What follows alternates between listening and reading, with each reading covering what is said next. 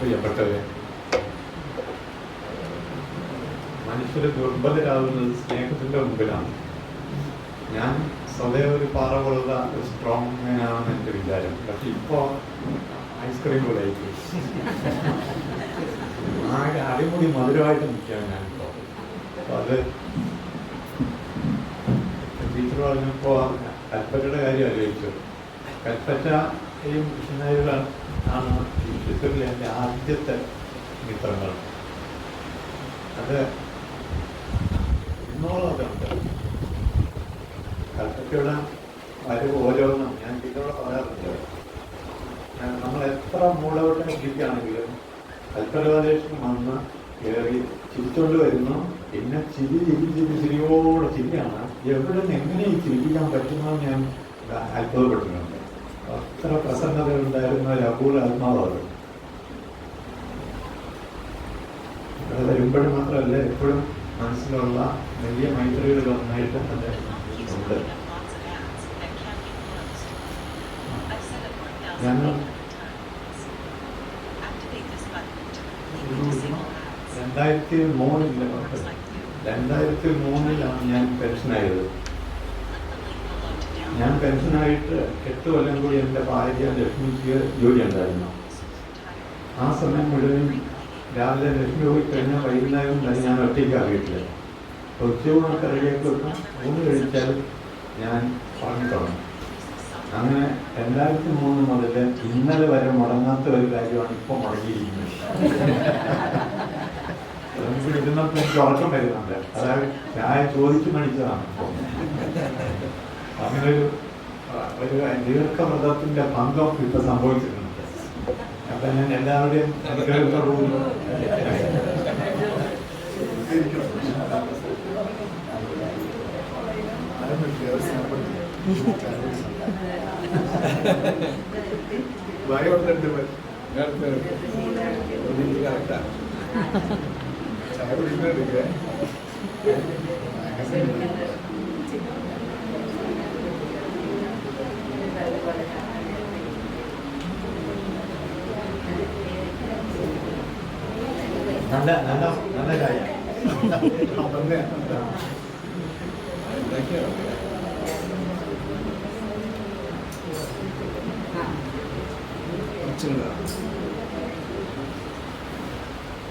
Saraswati teacher പറഞ്ഞതുപോലെ 70 കാലത്താണ് ഞാൻ കവിതയിലേക്ക് കാര്യമായി ഗൗരവത്തോടെ കടക്കുന്നത്.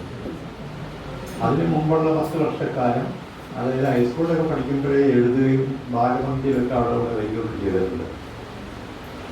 പക്ഷേ 69 അയ്യപ്പ പണിക്കർ പത്രാധിപരായിരുന്ന നമ്മൾ കേരള കവിത ത്രൈമാസികത്തിൽ വൃക്ഷം എന്ന പേരിൽ ഒരു കവിത എഴുതിക്കൊണ്ടാണ് ഞാൻ കവിതയുടെ ജീവിതം ഗൗരവതരമായി മാറ്റുന്നത്.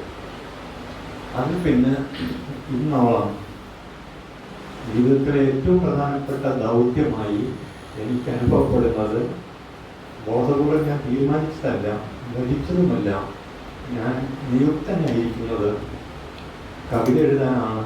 വേറെ ഒന്നിനും എന്നെ കൊള്ളില്ല എന്ന് ബ്രാക്കറ്റിൽ എന്നൊരു അർത്ഥം കൂടിയുണ്ട്. ആകെ ചെയ്യാവുന്ന ഒരു പണി അതാണെങ്കിൽ ഏറ്റവും പ്രയാസമുള്ളത്. വളരെ ഇരുന്ന ഉടനെ കവിത ഒന്നും തരില്ല. കവിത വളരെ കാലം കൊണ്ട് ഒരു കവിത പൂർത്തിയാകുന്നു. അതുകൊണ്ട് പലപ്പോഴും ഒരു കവിതയിൽ തന്നെ പല പ്രായക്കാരായ വരികളുണ്ടാവും. 1970 എഴുതി തുടങ്ങിയ ചില കവിതകൾ ഇപ്പോൾ അരനൂറ്റാണ്ടിന് ഇപ്പുറത്തും എൻ്റെ ഉള്ളിൽ പൂർത്തിയാവാതെ നിൽക്കുന്നുണ്ട്. ഇങ്ങനെ പല കാലത്ത് തുടങ്ങി പല കാലത്ത് അവസാനിച്ചിട്ടുള്ള കവിതകളാണ് ഭൂരിപക്ഷം. എന്നുവെച്ചാൽ പെട്ടെന്നുണ്ടാകുന്നതല്ല, കാലത്തിലൂടെ മനസ്സിൽ വിളയുന്ന ഒന്നിനെയാണ് എനിക്ക് കവിതയായിട്ട് തോന്നാറുള്ളതും ഞാൻ സ്വീകരിക്കാറുള്ളതും പ്രസിദ്ധീകരിക്കാറുള്ളതും. പിന്നെ കവിത എഴുതുമ്പോൾ അതിൽ ഉദാസീനതയില്ല. ഏത് പണി ചെയ്യുമ്പോഴും, പഠിപ്പിക്കുമ്പോഴാണെങ്കിലും വായിക്കുമ്പോഴാണെങ്കിലും കവിത എഴുതുമ്പോഴാണെങ്കിലും നമ്മുടെ മനസ്സ് പൂർണ്ണമായിട്ട് അർപ്പിച്ചിട്ടുള്ള പണികളിലാണ് സുഖം, സംതൃപ്തി. അങ്ങനെയാണ് ചെയ്യേണ്ടത് എന്നാണ് എൻ്റെ വിചാരം. ഒരു കവിത തുടക്കകാലത്ത് ടീച്ചർ പറഞ്ഞ പോലെ പ്രതീക്ഷയിൽ നിന്നാണ് തുടങ്ങിയത്. വരും വരും എന്ന പ്രതീക്ഷ എന്ന് പറഞ്ഞൊരു കവിതയുണ്ട്. ആ പ്രതീക്ഷ ബഹുമുഖമായ പ്രതീക്ഷയാണെങ്കിൽ തന്നെ അതിൻ്റെ ഉള്ളിൽ മനുഷ്യരാശിക്ക് മുഴുവനും നീതി ലഭിക്കാൻ പോകുന്നു, അതിനുള്ള വിമോചനത്തിൻ്റെതായ ഒരു സാർവലൗകിക പ്രതിഭാസം ഉണ്ടാകുന്നു എന്ന് തോന്നിപ്പിച്ചിരുന്ന വിപ്ലവ പ്രത്യാശ ഉണ്ടായിരുന്ന ഒരു കാലത്തായിരുന്നു ഈ 70കളുടെ വരവ്. അപ്പോൾ കൃഷ്ണർക്കൊക്കെ അറിയാം, 1968 ഫ്രാൻസിൽ പാരീസിൽ നടന്ന ഒരു വലിയ യുവജന പ്രക്ഷോഭം, വിദ്യാർത്ഥി പ്രക്ഷോഭമുണ്ട്. അന്നത്തെ അതിൻ്റെ സൈദ്ധാന്തിക കാര്യങ്ങളൊക്കെ ക്രോഡീകരിച്ചുകൊണ്ട് സ്റ്റുഡൻറ് പവർ എന്ന് പറഞ്ഞൊരു ഗംഭീര പുസ്തകം വന്നിരുന്നു. ഈ സ്റ്റുഡൻറ് പവർ വായിച്ചത് എന്നെ വല്ലാതെ സ്വാധീനിച്ചിട്ടുണ്ട്. അത് അതിൻ്റെ ഉള്ളിൽ സാർത്തർ ഉൾപ്പെടെയുള്ള ആളുകളുടെ ചിന്തകളുടേതായിട്ടുള്ള ഒരു സംവാദ ലോകമാണത്. എന്ന് മാത്രമല്ല, ഫ്രാൻസിൽ പഠിക്കാൻ വന്ന ലാറ്റിൻ അമേരിക്കൻ സ്റ്റുഡൻസിൻ്റെയും കരീബിയൻ സ്റ്റുഡൻസിൻ്റെയും ഒക്കെ വലിയൊരു ഫോഴ്സാണ്. ആ കാലത്താണ് നീഗ്രോകളുടെ കൂട്ടത്തിലെ ഏറ്റവും വലിയ കവികളിൽ ഒരാളായ ഐമേ സെസേർ അവിടെ പാരീസിൽ പഠിക്കാൻ വരുന്നതും അദ്ദേഹം കരീബിയൻ ദ്വീപിൽ നിന്നുള്ള ഒരാളാണ്. അവിടെ വലിയ കുട്ടികൾക്കിടയിൽ അദ്ദേഹം വലിയ സ്വാധീനമാവുകയും ചെയ്തു. അന്ന് അദ്ദേഹത്തിൻ്റെ ശിഷ്യന്മാരായിരുന്നതിൽ ഒരാളാണ് ഫാനൻ എന്ന് പറയുന്നത്, ഫ്രാൻസ് ഫാനൻ. അദ്ദേഹം ഫാനനാണ് റച്ചറ്റ് ഓഫ് ദ എർത്ത് എന്ന് പറയുന്ന നീഗ്രോകളുടെ ജീവിതത്തിൻ്റെ ദയനീയവും നീതി നിഷേധിക്കപ്പെട്ടതുമായ ജീവിതത്തിൻ്റെ വേദനകൾ മുഴുവനും വെളിപ്പെടുത്താൻ ഇടയാവുന്നത്. ഈ ഐമേ സെസേറാണ് നെഗ്രിറ്റ്യൂഡ് എന്ന വാക്ക് സങ്കല്പിക്കുന്നത്, നിർവചിക്കുന്നത്. നെഗ്രിറ്റ്യൂഡ് എന്ന് വെച്ചാൽ നീഗ്രോത്വം, കാപ്പീയത എന്ന് പറയും. ഇത് ഒരു ജനതയുടെ സാംസ്കാരിക സ്വത്വത്തെ സംബന്ധിച്ച ഒരു രാഷ്ട്രീയവും ദാർശനികവുമായ നിർവചനമാണ്. അങ്ങനെ ഒന്ന് അത്തരം ഒരു എല്ലാറ്റിനെയും ഒരു ജ്ഞാനത്തിലേക്ക്, ഒരു ദർശനത്തിലേക്ക് ദൈനംദിനാനുഭവങ്ങളെ മുഴുവനും തന്നെ ക്രോഡീകരിക്കുന്ന ഒരു ഒരു ചിന്തയുടേതായ വളർച്ച ഉണ്ടായി.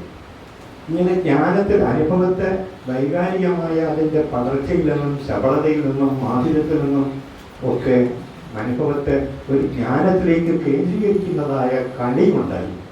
ആധുനിക കല, പ്രത്യേകിച്ച് 60-70കളിലെ യൂറോപ്യൻ കല മുഴുവനും അങ്ങനെ ജ്ഞാന കേന്ദ്രിതമായി ഒരു പ്രത്യേക തരത്തിലുള്ള ഉൾക്കാഴ്ചയിലേക്ക്, ഒരു ദർശനത്തിലേക്ക് കേന്ദ്രീകരിക്കുന്ന തരം അനുഭവ വിന്യാസത്തിൻ്റെതായ ഒരു പുതിയ ക്രമം ഉണ്ടായി. അങ്ങനെ ഫ്രഞ്ച് കവിത, ഇറ്റാലിയൻ കവിത, ജർമ്മൻ കവിത, ബ്രിട്ടീഷ് കവിത എന്നൊക്കെ പറയുന്നത് മുഴുവനും സ്വഭാവത്തിൽ ഏതാണ്ട് ഒന്നാണെങ്കിൽ തന്നെയും അവ സാംസ്കാരികമായ വ്യത്യസ്തതകളുണ്ട്. ഹിന്ദിയിലും അതേ സമയത്ത് ധാരാളം നല്ല കവിതകളുണ്ട്. ഹിന്ദി ഭാഷയിലാണ് ഇന്ത്യയിൽ ഏറ്റവും ഗംഭീരമായ ആധുനിക കവിത ഉണ്ടാകുന്നത്.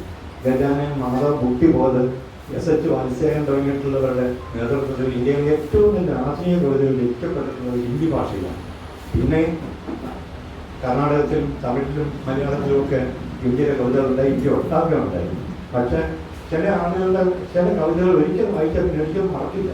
അപ്പോൾ തൂണിൽ എന്ന് പറഞ്ഞൊരു ഹിന്ദി കവിയുടെ ഒരു ചെരുപ്പൂട്ടി എന്ന് പറഞ്ഞൊരു കവിതയുണ്ട്. ചെറുപ്പം അറിഞ്ഞിട്ടുണ്ടെന്ന് എനിക്ക് ഓർമ്മ.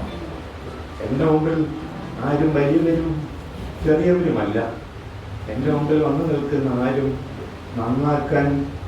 നന്നാക്കപ്പെടാൻ, തിരുത്തപ്പെടാൻ താല്പര്യപ്പെടുന്ന ഒരു ജോഡി ചെരുപ്പ് മാത്രമാണ്. അത് മനുഷ്യൻ്റെ സമത്വത്തെ പറ്റിയുള്ള വലിപ്പച്ചെറുപ്പങ്ങളില്ലാത്ത മാനുഷികതയുടേതായ ഒരു വലിയ സമാനതകളുടേതായ ഒരു അന്തർദർശനം തരുന്ന ചെറിയ ലളിതമായ 2 വരികളാണ്. ഈ അനവധി കവിതകളിൽ, ഇന്ത്യൻ കവിതയിൽ, ധ്രുവലിൻ്റെയും മുക്തിബോധൻ്റെയും കവിതകളിൽ ഇത്തരത്തിലുള്ള ധാരാളം ദർശനങ്ങൾ വന്നിരുന്നു. വാത്സ്യായൻ്റെ കവിതയിൽ തീർച്ചയായിട്ടും ഉണ്ടായിരുന്നു.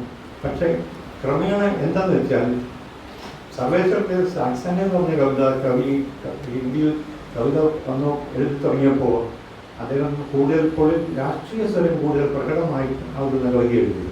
എന്ന് വെച്ചാൽ നമ്മൾ ഭരിക്കുന്നത് ഒരു രാഷ്ട്രീയ കക്ഷിയല്ല, ഒരു നേതാവുമല്ല, നമ്മളെ ഭരിക്കുന്നത് ഭയമാണ്. നാം എലികളെ പോലെ നോക്കിയിരിക്കുന്നു എന്നാണ് അദ്ദേഹത്തിൻ്റെ ഒരു സുപ്രസിദ്ധമായ കവിതയുടെ പേര്. പക്ഷെ ആ രാജ്യം ഭരിക്കുന്നത് ഭയമാണെന്ന് ആദ്യം എഴുതിയത് ഹിറ്റ്ലറുടെ ജർമ്മനിയെ പറ്റി ബെർട്ടോൾഡ് ബ്രെക്റ്റാണ്. ഭയമാണ് നാടുവാഴി. ഇത് ഭയം പ്രത്യക്ഷമായി കാണാമായിരുന്നു. ഹിറ്റ്ലർ ഭയത്തിൻ്റെ ഈ ഫ്യൂഷനുടെയും പേടിപ്പിക്കലിൻ്റെതായ വിശ്വരൂപമായിട്ട് നിൽക്കുന്നുണ്ട്. തൊട്ടപ്പുറത്ത് മുസോളിനി ഉണ്ട്. ഇറ്റലിയിൽ ഫാസിസ്റ്റിൻ്റെതായിട്ടുള്ള അതിഭീകരമായ മറ്റൊരു രൂപമുണ്ട്. 20-ാം നൂറ്റാണ്ടിനെ വിറപ്പിച്ചിട്ടുള്ള ഈ രണ്ടുപേരെയും പോലെയോ ഒരുപക്ഷെ അതിലധികമോ സ്റ്റാലിൻ റഷ്യയിലുണ്ട്. ഇവിടെ മനുഷ്യസ്നേഹത്തിൻ്റെ പേരിൽ വന്നിട്ടുള്ള എത്രയോ ദർശനങ്ങളാണ് ഏറ്റവും വലിയ മനുഷ്യഹിംസയുടേതായ അനുഭവം മനുഷ്യരാശിക്ക് കൊടുത്തു പോയത്. ഇങ്ങനെ പ്രതീക്ഷ ഒരു ഭാഗത്തും അനുഭവം വിരുദ്ധ ഭാഗത്തുമായിരിക്കുന്നതായ ഒരു ചരിത്രഘട്ടത്തിൻ്റെ ആത്മസംഘർഷങ്ങളിൽ നിന്നാണ് നമ്മുടെയൊക്കെ കിടപ്പുകൾ, വേദനകൾ, നമ്മുടെയൊക്കെ ഉത്കണ്ഠകൾ, നമ്മുടെയൊക്കെ നൈരാശ്യങ്ങൾ, ഇതിനെയൊക്കെ അതിജീവിക്കുന്ന തരത്തിൽ സ്വപ്നങ്ങൾ ഉണ്ടാവുന്നു. അന്ന് എനിക്ക് സ്ഥിരം തോന്നിയിരുന്ന ഒരു കാര്യം, നമ്മളൊന്നും ജീവിക്കുകയല്ല, അതിജീവിക്കുകയാണ്. ഇന്നത്തെ പ്രശ്നത്തെ ആ തരണം ചെയ്യുന്നതോടുകൂടി ഈ ദിവസത്തെ നാം അതിജീവിച്ചു. ഇന്നത്തെ ഭയത്തെ അതിജീവിക്കുന്നു, ഇന്നത്തെ മോഹത്തെ അതിജീവിക്കുന്നു. ഈ ദിവസത്തിൻ്റെതായ പ്രഖ്യാപികൾക്ക് അപ്പുറത്തേക്ക് ഒരു ചുവട് വെക്കുമ്പോഴാണ് നമുക്ക് ഈ ദിവസം ജീവിച്ചതായി തോന്നുക, ഇല്ലെങ്കിൽ ഈ ദിവസം ജീവിക്കാത്തതായി പോകുന്നതാണ്. ഇനി നമ്മുടെ ഇച്ഛയെ ബാധിക്കുന്നതും വൈകാരികമായ കേവല താല്പര്യ സ്വപ്നങ്ങൾക്ക് നമ്മൾ ഇരയായി തീരാത്തതുമായ ഒരു വിൽപ്പവറുള്ള കവിത, വിൽപ്പവറുള്ള കർമ്മം, വിൽപ്പവറുള്ള ജീവിതം, അത് സത്യസന്ധമായ ഒരു ജീവിതവും കർമ്മവും സൃഷ്ടിയുമായിരിക്കും. അത്തരം ഒന്നിനു വേണ്ടിയാണ് പലരെയും പോലെ ഞാൻ ശ്രമിച്ചിട്ടുള്ളത്.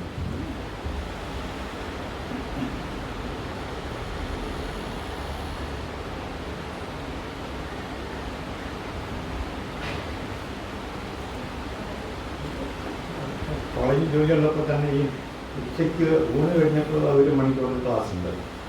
ചില ദിവസം അത് കഴിയുമെങ്കിൽ ഞാൻ ആ ക്ലാസ് ആ പീരീഡ് മാറ്റും, എന്നിട്ട് വേറെ ക്ലാസ്സിലേക്ക് പോകും. ആ പീരീഡിൽ ചെന്ന് കഴിഞ്ഞാൽ ഒരു മൗഢ്യമുണ്ട്. കുട്ടികൾക്കറിയാം ഇയാൾക്ക് ഉറക്കം വരുന്നുണ്ട്. അങ്ങനെ 1 മണിക്കൂർ നേരമുണ്ട് ഈ 2 തൊട്ട് 3 വരെയുള്ള സമയം. ഇന്ന് ആ സമയം അങ്ങനെ ഉറങ്ങാൻ പറ്റാഞ്ഞതുകൊണ്ടാണ്.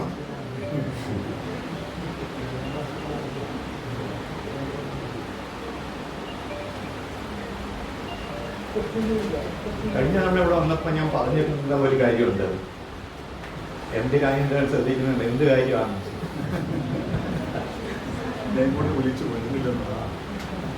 അതായത് poetry is a journey to the centre of a fruit. ഒരു കനിയുടെ കേന്ദ്രത്തിലേക്കുള്ള യാത്രയാണ് ഒരു കവിത. ഓരോ കവിതയും കനി എന്ന് പറഞ്ഞാൽ നമുക്ക് മാമ്പഴോ വ്യക്തികളോ ഇതൊന്നുമല്ല. ഒരിക്കൽ പറയുമ്പോൾ അത് ഒരു അനുഭവമാണ്.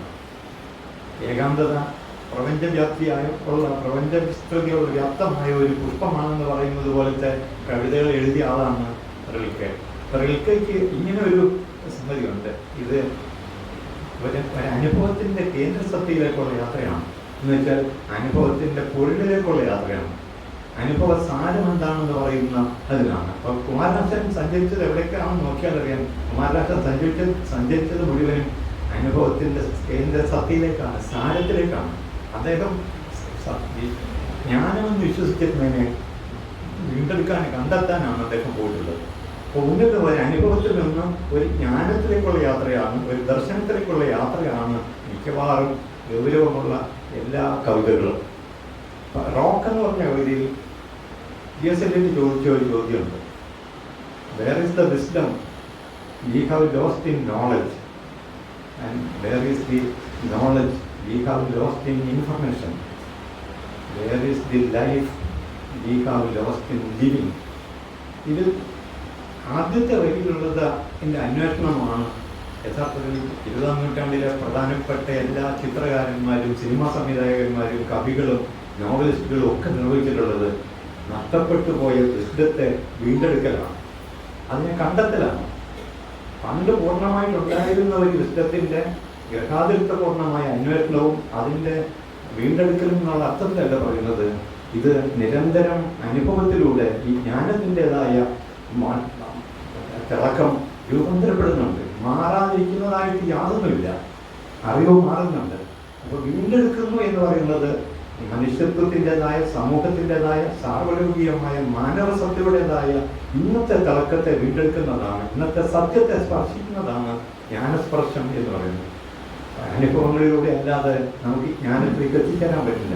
അത്തരം ഒരു ജ്ഞാനാന്വേഷണ യാത്രയാണ് ഓരോ കവിതയും നടത്തേണ്ടതെന്നായിരുന്നു ഇലിയറ്റിനെയും ഓഡനെയും WBSനെയും നെരൂദിയെയും ഈ എന്താണ് നമ്മുടെ ബ്രിട്ടനെയും ഒക്കെ പോലെ ലോകോത്തര കവികൾ 20-ാം നൂറ്റാണ്ടിൽ പഠിപ്പിച്ചത്. ഇപ്പോൾ 20-ാം നൂറ്റാണ്ട് പോയി, പക്ഷെ നമുക്കൊക്കെ ഇപ്പോഴും നമ്മൾ ഒരുപാട് കാര്യങ്ങളിൽ മനസ്സുകൊണ്ട് 20-ാം നൂറ്റാണ്ടിൽ ജീവിക്കുന്നുണ്ട്.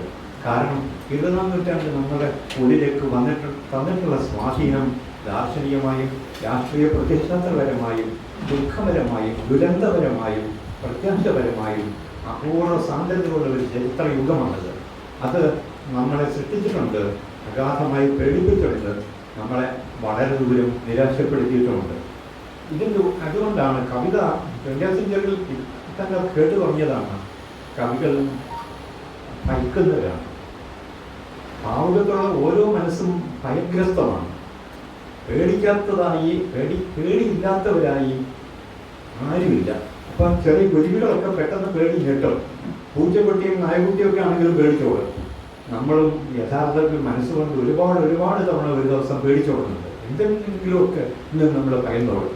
ഇങ്ങനെ ഭയം ബാധിച്ചിട്ടുള്ള ആന്തരിക കാലാവസ്ഥയാണ് നമ്മുടെയൊക്കെ ഭയഗ്രസ്തമായ സമകാലിക ലോകം എന്ന് പറയുന്നത്. സമകാലിക ചരിത്രം എന്ന് പറയുന്നത് നമ്മെ സംബന്ധിച്ചിടത്തോളം ഈ ചരിത്രബോധം ഭയഗ്രസ്തമാണ്.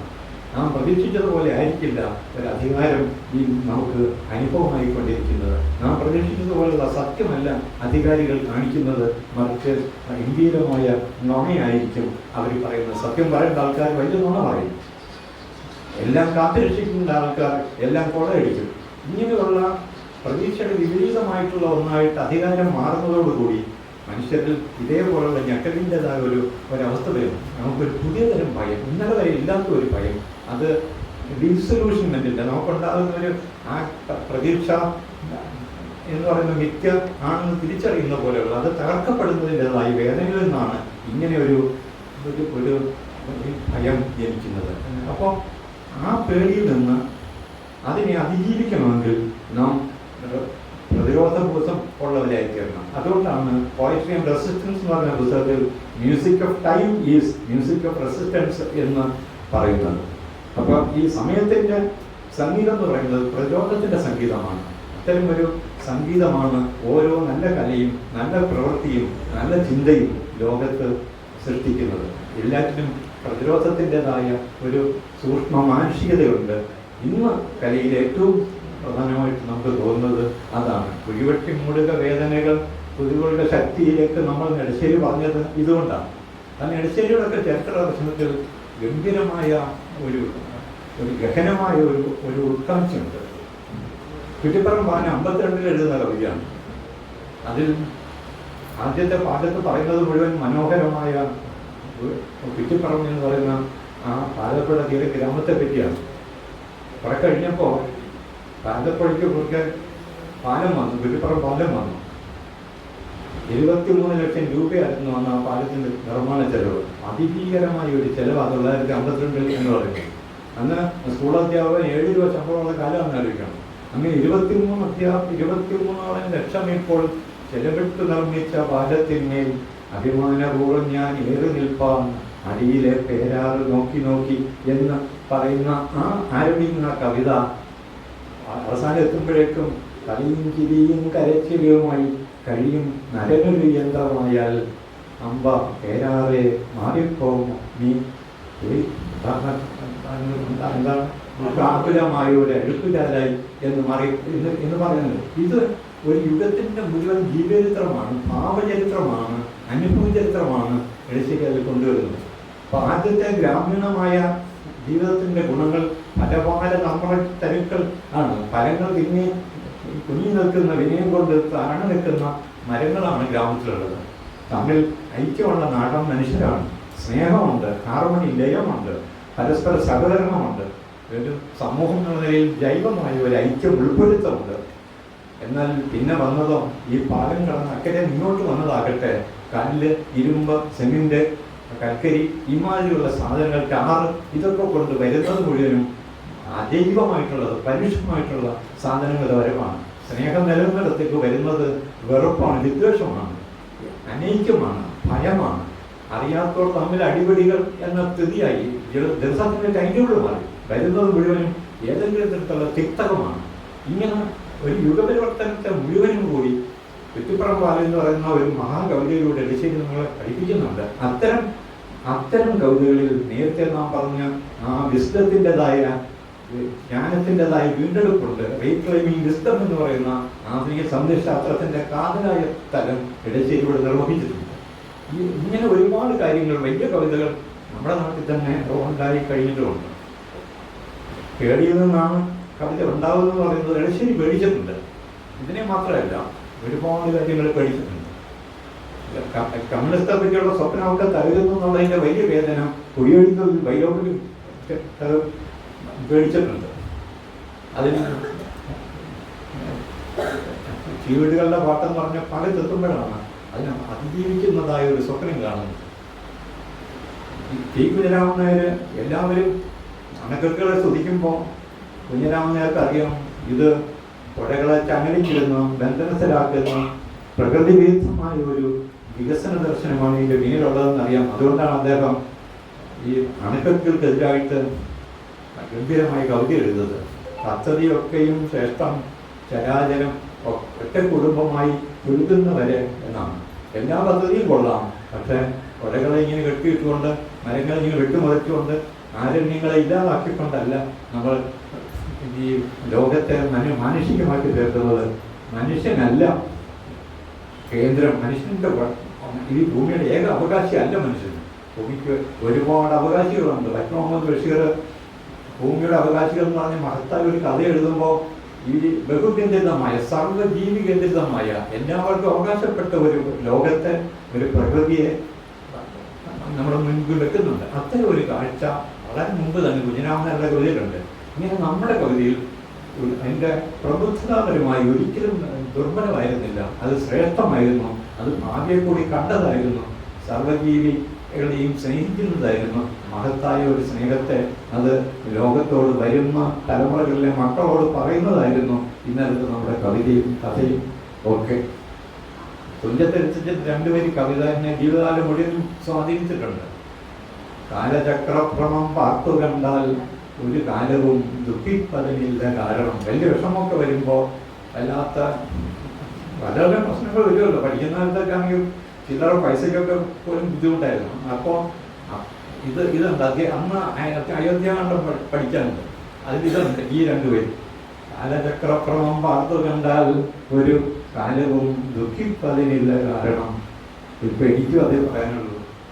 ഇങ്ങനെയൊക്കെ കടുവയ്പ്പ് നിറഞ്ഞ ഒരു ലോകത്തിൽ നമ്മൾ നന്നായിട്ട് വേഷമൊക്കെ ധരിക്കുന്നു, നല്ല ഭക്ഷണമൊക്കെ കഴിക്കുന്നു, നല്ല യാത്രകൾ പോകുന്നു ഒക്കെ കഴിയുന്നു. എന്നാലും നമ്മുടെ ഉള്ളിൽ ഒരു വേദന കിടപ്പുണ്ട്. ആ വേദനയെ നമുക്ക് അതിജീവിക്കണം. ഒറ്റ വലിയൊരു മന്ത്രമാണ് നമ്മൾ പറയുന്നത്, അതിജീവിക്കണം. അല്ലാതെ ആത്മഹത്യ ചെയ്യണമെന്നല്ല, അതിജീവിക്കണം. നമ്മൾ സ്വയം ശാന്തിപ്പെടുത്തുന്ന ഈ ഒരു മന്ത്രമല്ല, നമുക്ക് അതിജീവിക്കണം. അപ്പം ഈ നിമിഷത്തെ അതിജീവിക്കുന്നതാണ് ഈ നിമിഷത്തെ ജീവിതം. നമസ്കാരം.